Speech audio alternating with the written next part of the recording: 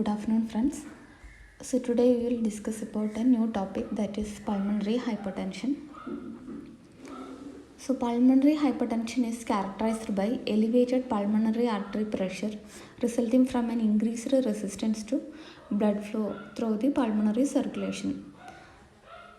So the pulmonary hypertension, which is characterized by an elevated pulmonary artery pressure, which is resulting from an increased resistance to the blood flow through the pulmonary circulation. So usually the pulmonary arterial pressure, which is lower than the systemic circulation. So here there is an elevation in pulmonary artery pressure, which is resulting from an increased resistance to the blood flow through the pulmonary circulation. So in pulmonary hypertension, the pulmonary pressure which is elevated with the mean pulmonary arterial pressure greater than 25 mm of Hg at rest or greater than 30 mm of Hg with exercise. So normally the mean pulmonary artery pressure, which is ranging from 12 to 16 mm of Hg, but in case of pulmonary hypertension, there is an elevation in mean pulmonary arterial pressure, so which is greater than in 25 mm of Hg at rest, and it is greater than 30 mm of Hg with exercise. So the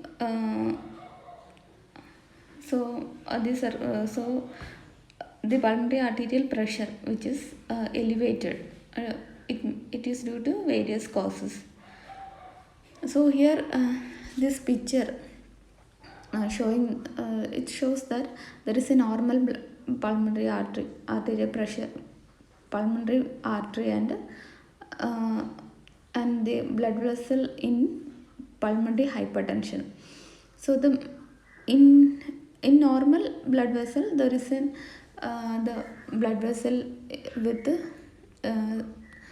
good blood flow through the pulmonary artery. But in pulmonary hypertension, there is a narrowing of the artery. It means the diameter of the blood vessel which is decreased, so that leads to the increased resistance to the blood flow through the arteries. So that results in the increased pulmonary artery pressure.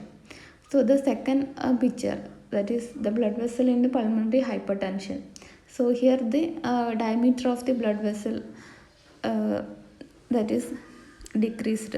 So that leads to that results in the blood flow through the this artery will be decreased, and then it means there is an increased resistance to the blood flow. So that results in increased pulmonary artery pressure. So next we'll see the classification of pulmonary hypertension. So the World Health Organization, that is the WHO, has identified 5 categories of pulmonary hypertension. So in that there are 5 classes. First one, that is group 1. Group 1 that is related to pulmonary hypertension, which is attributable to medication, specific diseases, genetic link or idiopathic. So here the pulmonary arterial hypertension or the pulmonary hypertension which is occurs due to certain drugs or medications that causes this pulmonary hypertension, and also some specific diseases like connective tissue disorder, that is SLE, rheumatoid arthritis. So this type of connective tissue disorders or the HIV infection. So all this may contribute to the development of pulmonary hypertension, and also the genetic or inherited link. So the most common genetic cause of this pulmonary hypertension include the mutation in the BMPR2 gene. So, and it is mostly found in 70% of patients with a non-family history of pulmonary hypertension, and a 26% of patients without a family history of pulmonary hypertension. So this mutation in the BMPR2 gene, which is found to be most common genetic cause for pulmonary hypertension, and due to some unknown causes also results in pulmonary arterial hypertension. So next category, that is group 2, which is related to left-sided heart failure. So the group 2, the pulmonary hypertension is caused by a left-sided heart failure,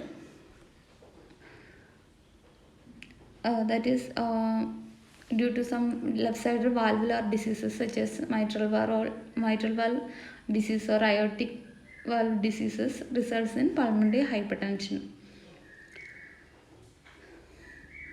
Next category, that is group 3, which is related to lungs and hypoxemia. So in group 3, the lung diseases, the most common lung diseases such as COPD and pulmonary fibrosis and sarcoidosis, and some sleep disorders like sleep apnea syndrome. So all these contribute to the development of this pulmonary hypertension. And also some people with long-term exposure to high altitude, which also increases the risk for developing pulmonary hypertension. So those who are living in high altitude, or those who have chronic exposure to this high altitude may results in this pulmonary hypertension. So all these so this is belongs to the group 3 category. Next is group 4, that is related to cardiovascular system and thromboembolic occlusion. So in group 4, related to the chronic blood clots within the lungs, which is mainly caused by some pulmonary embolism. It may be due to the thromboembolic diseases. That is belongs to the group 4. Next is group 5. Group 5, that is multifactorial origins with hematologic or metabolic involvement. So this in group 5 category, the pulmonary hypertension is associated with the other conditions that have unclear reasons why the pulmonary hypertension occurs. So it includes blood disorders, mainly the anemia. Severe anemia may result in pulmonary hypertension, and some metabolic disorders such as glycogen storage disease and thyroid disorders, and some diseases such as sarcoidosis, and some tumors that may pressing the pulmonary arteries. So all these factors, or these multi-factors, may results in pulmonary hypertension. So this belongs to the group 5 category. So this is the most important classification of pulmonary hypertension by WHO. That is group 1, which is due to the pulmonary arterial hypertension attributable to medication specific causes, genetic or inherited link or idiopathic. Group 2, which is related to left-sided heart failure. Group 3, which is related to lungs and hypoxemia. And group 4, which is related to cardiovascular system and thromboembolic occlusion. And group 5, which is multifactorial origin with hematologic or metabolic involvement. So next we'll see the another classification of the World Health Organization, that is the World Health Organization classification of functional status of patients with pulmonary hypertension. So here the patients with pulmonary hypertension is classified into four classes based on their functional capacity. So in that first class, that is class 1, it means the patients with pulmonary hypertension whom there is no limitation to usual physical activity. The ordinary physical activity does not cause increased dyspnea, fatigue, chest pain, or pre-syncope. So here the patient, there is no limitation in usual physical activity, and the ordinary physical activity does not cause any increase in dyspnea, fatigue, chest pain, or pre-syncope.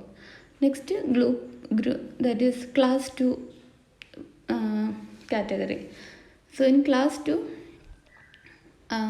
the patients with pulmonary hypertension who have mild limitation in physical activity, but there is no discomfort at rest, but normal physical activity causes increased dyspnea, fatigue, chest pain, or pre-syncope.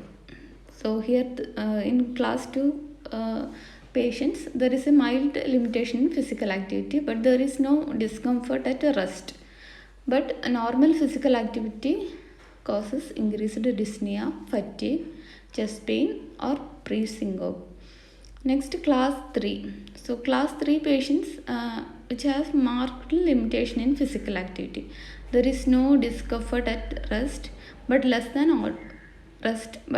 ordinary physical activity, which causes increased dyspnea, fatigue, chest pain, or pre-syncope.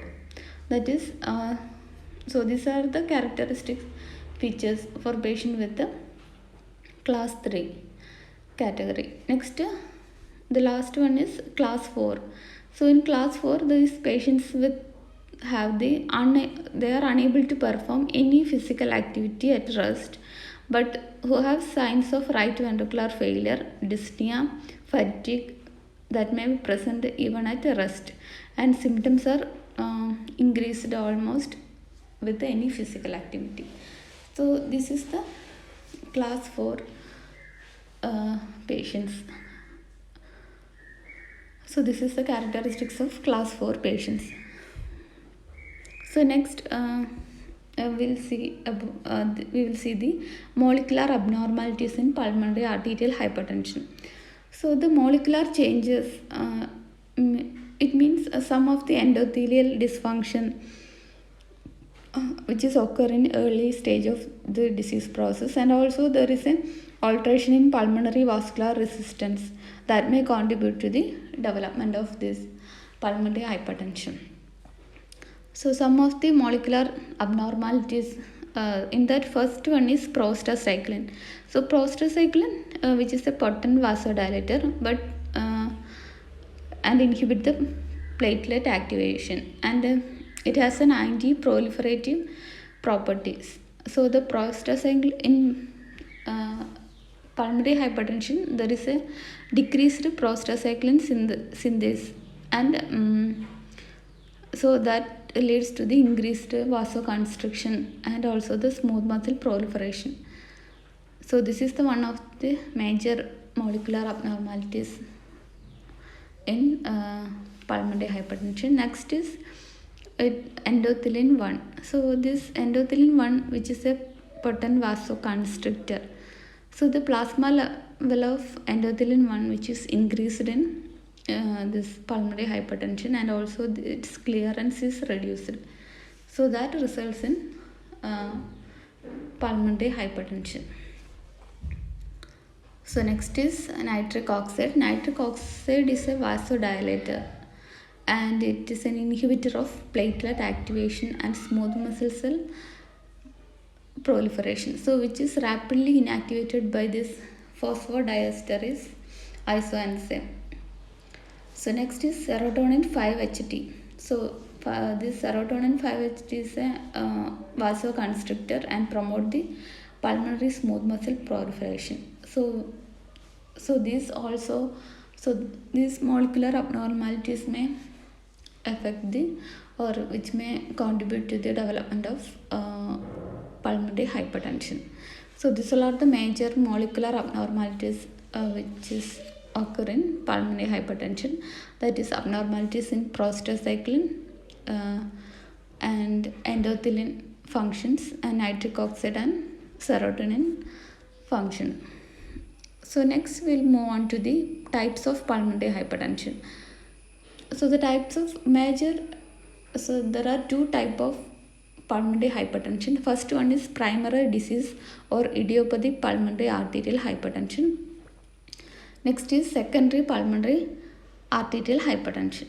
So first one is the idiopathic pulmonary arterial hypertension, so which is a pulmonary hypertension that occurs without an apparent cause. If untreated, this disorder can rapidly progressive, causing right-sided heart failure and death within few years. So the idiopathic means the word itself, that is unknown etiology. So it may occur without any apparent cause, and if it is untreated, this disorder can rapidly progressive and results in right ventricular failure and death may occur within few years. So this idiopathic pulmonary hypertension, which is previously known as primary pulmonary hypertension. So next we will see the etiology of this hypertension, that is for the exact etiology which is unknown, and it affects females more than males, and it has been associated with the connective tissue disease, collagen disease, cirrhosis like chronic liver diseases, and it may be due to the oral contraceptive use, and it may be due to pulmonary emboli and HIV infection. So these are the major causes for this idiopathic pulmonary hypertension, that is connective tissue disease, collagen diseases, chronic liver diseases, use of contraceptive, pulmonary emboli and HIV infection. So next we'll move on to the pathophysiology of pulmonary hypertension. So the pulmonary hypertension, due to some etiological features or the insult due to the hormonal, mechanical or other causes, any toxin, drugs. So these etiological factors which leads to the pulmonary endothelial injury, smooth muscle proliferation and vascular scarring. So these changes will occur within the lungs, that is pulmonary endothelial injury, smooth muscle proliferation and vascular scarring. So that results in sustained pulmonary hypertension. So these changes will result in sustained pulmonary hypertension. So that ultimately leads to the right ventricular hypertrophy. Then it results in cor pulmonale. So cor pulmonale means it is a disease of right ventricle, which is characterized by hypertrophy and dilation. So that result from some diseases which is directly affecting the lung parenchyma or pulmonary vasculature. So this pulmonary pressure, so that is the increased pulmonary pressure, so that leads to the right ventricular hypertrophy, that ultimately lead to the cor pulmonale, which results in right-sided heart failure. So ultimately the disease progresses into the right-sided heart failure. So this is the pathophysiological changes occur in pulmonary hypertension, that is any insult which is from hormonal, mechanical or toxins, medication. So any insult to the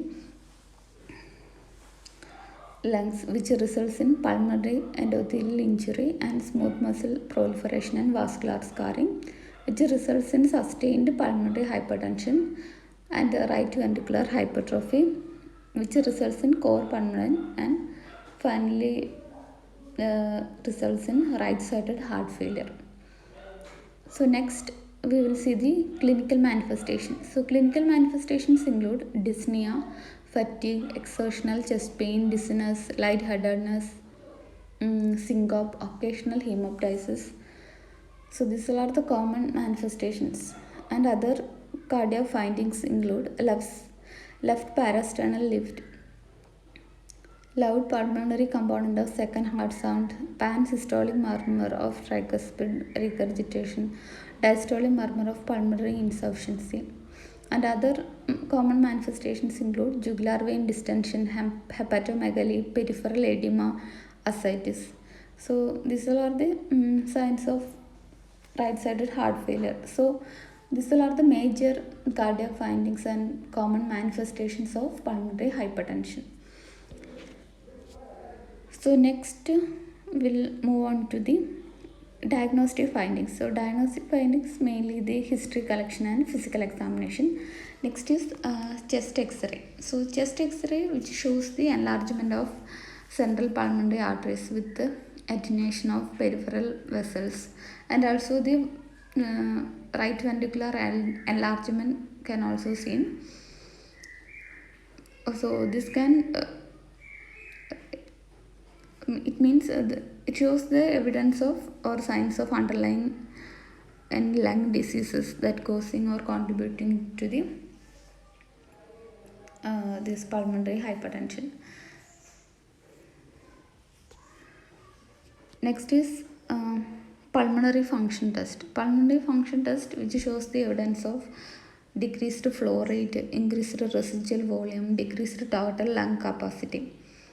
Next is ECG, that is electrocardiography. It shows the right ventricular hypertrophy in patient with idiopathic pulmonary hypertension, and also right axis deviation, ST segment depression and T wave inversion in right precordial leads, and also tall or peaked P wave which also seen in inferior leads. So next is echocardiograph. So echocardiogram which is a test which can estimate the pressure within the pulmonary arteries, and it also shows the size and thickness of right ventricle, and also get about the idea about the right ventricular functioning. So all these can be seen in echocardiogram. Next is right-sided cardiac catheterization. So right-sided cardiac catheterization is a gold standard test for this pulmonary for the diagnosis of pulmonary hypertension. So it identifies the severity of disease and also the allows for the assessment of prognosis of this disease, and also it determines the right arterial pressure, right ventricular pressure and pulmonary arterial pressure, and also the pulmonary capillary wedge pressure and pulmonary blood flow can identified through the right-sided catheterization. Next is that is ventilation, lung ventilation perfusion scan. So this lung ventilation perfusion scan which is used to evaluate patient for thromboembolic diseases. So a normal ventilation perfusion scan which accurately exclude the chronic thromboembolic diseases, and if the ventilation perfusion scan which is positive for if it is positive, pulmonary angiography can be necessary to confirm the extent of this disease or the thromboembolic disease. So if it is positive, it can be confirmed by doing this pulmonary angiography.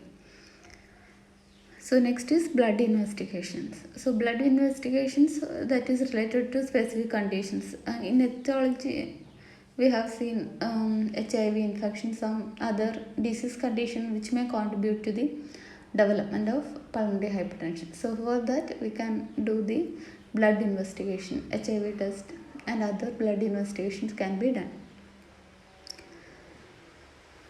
So next we will see the management, mainly the drug therapy for pulmonary hypertension.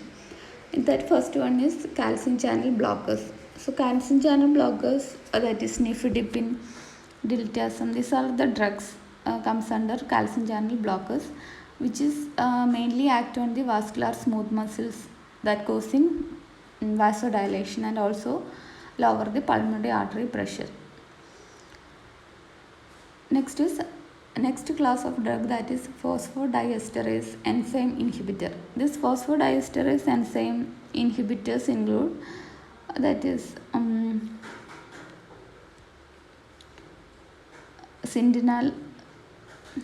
sildenafil and tadalafil, so which promotes the selective smooth muscle relaxation in lungs, and it is normally given orally. It is an oral drug, and it is contraindicated in patient who takes nitroglycerin, because it may cause refractory hypertension. So it is contraindicated in patient with who are taking nitroglycerin. So next class of drug, that is vasodilators. So vasodilators, which are the prostacyclin analogs, which promotes the pulmonary vasodilation and reduce the pulmonary vascular resistance. So it is usually given to patients who do not respond to the calcium channel blockers.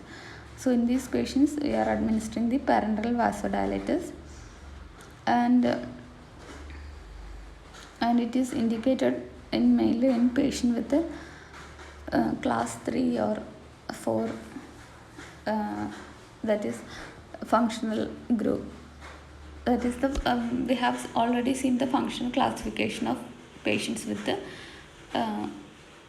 pulmonary hypertension. So in this class 4 and class 3 and 4 are the main candidate for this vasodilator therapy.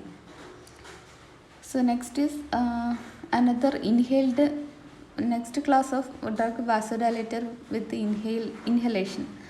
So these are synthetic analogs of prostacyclin. So it dilates systemic and pulmonary arterial vasculature. It usually administered 6 to 9 times in a day using a disc which is inserted into a nebulizer, and it may cause orthostatic hypertension. So this drug should not be given in patient with a systolic BP less than 85 mm of Hg. So and last one is endothelin receptor antagonist. So this endothelin receptor antagonist, which binds to the endothelin 1 receptors and blocks the constriction of pulmonary arteries, so which may be given orally, and also it promotes the relaxation of pulmonary arteries and decreases the pulmonary artery pressure.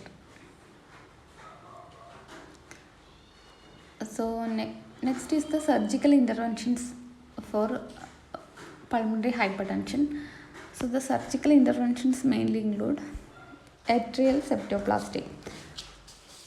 Atrial septoplasty, which is a procedure in which a thin flexible tube, that is called a catheter.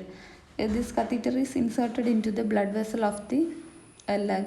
Then it is threaded into the heart, and then the tube is inserted through the valves that separate the upper chambers of the heart, and then a tiny balloon present on the tip of the tube, which is inflated. So this creates an opening between the atria. This procedure relieves the pressure within the right atria and relieves the pressure in the right side of the heart, so the heart can pump more effectively, so thereby increasing the blood flow to the lungs. So that is atrial septoplasty. Next is lung transplantation. So lung transplantation is a procedure,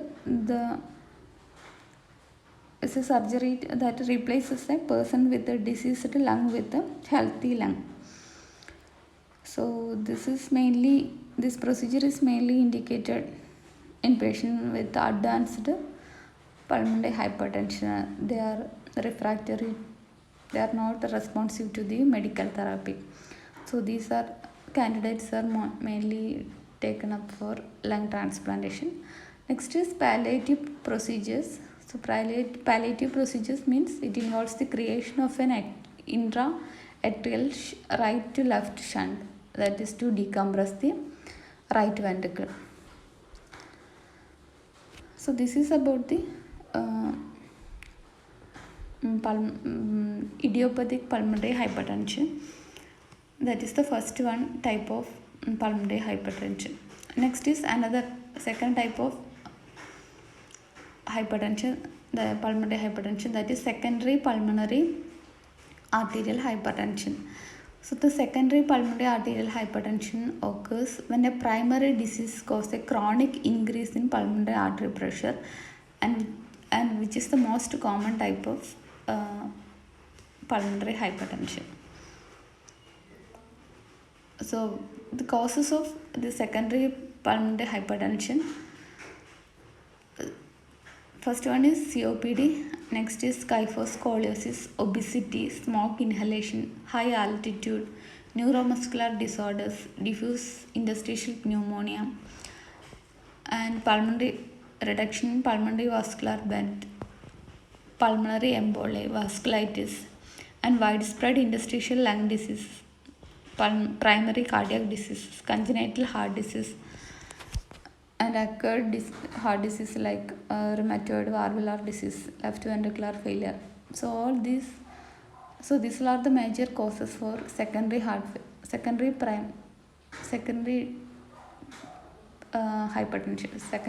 pulmonary hypertension. So clinical features of the secondary pulmonary hypertension include dyspnea, fatigue, lethargy, chest pain, right ventricular hypertrophy, and signs of right ventricular failure. So these are the major clinical manifestations of this secondary pulmonary arterial hypertension. And the diagnosis of this secondary hypertension. So the diagnosis is same as or the similar that of idiopathic pulmonary arterial hypertension, that it may include chest x-ray, pulmonary function test, ECG, echocardiography, right-sided heart, cardiac catheterization, ventilation, perfusion scan. So these are the most important diagnostic measures done in secondary pulmonary hypertension. Next, management. So management mainly that is treating the underlying primary disorder. So in etiology we have seen different diseases which may contribute to the development of this pulmonary hypertension. So first and most important thing is that treating the underlying primary disorder. Next is drug therapy.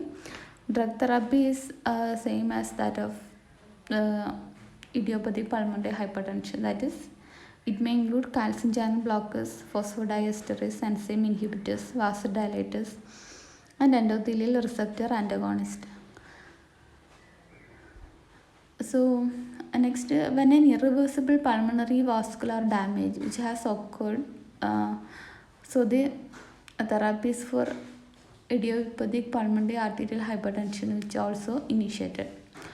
And the pulmonary thromboendarterectomy, so which is a surgical procedure which may offer a cure for patient with chronic hypertension caused by thromboembolism.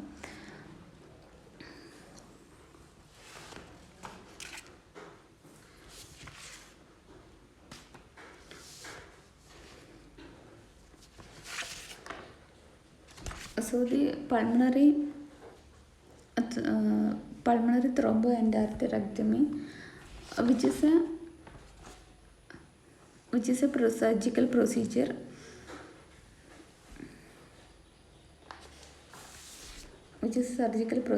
that removes the blood clot and scar tissue from the intimal layer of pulmonary arterial blood, so which is called the pulmonary thromboendarterectomy. So that may beneficial for the patients with chronic hypertension which is caused by thromboembolism. So next is about the nursing management. So nursing management, that is First one is early identification and treatment of pulmonary hypertension. Next is treatment begins with baseline assessment of disease severity followed by primary therapy. So next is primary therapy, which is initiated in managing the underlying cause for pulmonary hypertension. So there are various, so the pulmonary hypertension may occurs due to various diseases or some other conditions, or it may be due to toxins, medications. So first thing, we have to identify the underlying cause for pulmonary hypertension, and then we can initiate the primary therapy. The functional significance of pulmonary hypertension, which is determined by measuring the exercise capacity. So so we have already seen the functional classification of this patient with the pulmonary hypertension. So there are WHO classification of functional classification of patient with the pulmonary hypertension.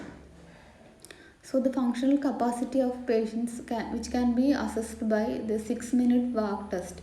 So this 6-minute walk test, which is mainly done to identify the functional capacity of the patient with the pulmonary hypertension. Also we can identify the response to the treatment of pulmonary hypertension. Also we can assess the severity and the prognosis of the disease condition through this exercise therapy, this 6-minute walk test. So the functional significance of pulmonary hypertension is determined by measuring the exercise capacity. Next is oxygen therapy, which is generally recommended at 1 to 4 liters per minute, and it is adjusted to maintain the oxygen saturation, which is above 90%. Next is fluid restriction. So fluid restriction, which decreases the preload and also the workload of the heart. So that is, for that we are administering the fluid restriction. Next is the general measures. So general measures for pulmonary hypertension. So it is recommended to avoid pregnancy. So the pulmonary hypertension in pregnancy is a high risk medical condition.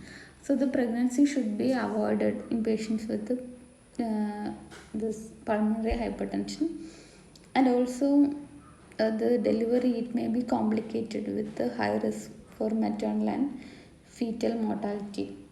So we should educate the patient and promote safe contraceptive methods in order to avoid pregnancy in patient with the pulmonary hypertension. And also the physiological changes that can occurring in pregnancy can potentially activate the disease, so that may result in death of mother or fetus. So that's why usually it is recommended to avoid pregnancy. Next is immunization against. So if the patient is initiated with pregnancy, or if the patient is, if the contraceptive measures are fails, and if the patient is continue with the pregnancy, so the doctors should vigilant about the patient condition, and should more importance to the patient, and also patient should be under medical therapy, and also the delivery should be taken by a team approach in order to avoid the maternal and fetal complications. Next is immunization against influenza and pneumococcal infection. Next, promote supervised exercise through pulmonary rehabilitation training. So we should encourage the patient for supervised exercise. So the patient should be instructed to avoid any strenuous exercises, and we have to encourage for physical activity that does not that does not worsen the symptoms, or that does not cause any complications to the patients. Next is psychosocial support. So psychosocial support means we have to provide emotional, social and financial support to the patients. Next is avoid air traveling. So it is best to avoid or prepare for situations where hypoxemia may result. So in etiology we have seen that the high altitude is one of the reason for pulmonary hypertension. So that's why the air traveling should be restricted for patients with the pulmonary hypertension. So next is the parameters that was the prognosis in pulmonary arterial hypertension. So some of the parameters that may indicate the worst prognosis in pulmonary hypertension. So these parameters include presence of right ventricular failure, rapid progression of symptoms, syncope, pericardial effusion, and also this class 4 patients with the pulmonary hypertension is also one of the worst parameters in pulmonary hypertension. So this is about the pulmonary hypertension. So till now we have seen the definition of pulmonary hypertension. That is it is characterized by an elevation in pulmonary arterial pressure, which is resulting from increased resistance to blood flow through the pulmonary circulation. So normally the mean in pulmonary arterial pressure, which is ranges from 12 to 16 mm of Hg, but in pulmonary hypertension the mean arterial pressure may elevated from, that is 25 mm of Hg at rest, and it may be greater than 30 mm of Hg during or with the exercise. So this is the main feature of pulmonary hypertension. Next we have seen the different classification of pulmonary hypertension by World Health Organization. There are group 1, 2, group 3, 4 and 5. Next we have seen the functional status of patient with the pulmonary hypertension. Next we will see the molecular abnormalities in pulmonary hypertension. Next we have seen the types of pulmonary hypertension, that is idiopathic pulmonary arterial hypertension, and another type, that is secondary pulmonary arterial hypertension. And we have seen the etiological factors and pathophysiological changes in pulmonary hypertension, and major diagnostic measures, which mainly include chest X-ray, pulmonary function test, ECG, echocardiograph, right-sided cardiac catheterization and ventilation perfusion scan. And we have seen the drug therapy for pulmonary hypertension and the nursing management. So this is about pulmonary hypertension. So thank you, ma'am. Thank you all.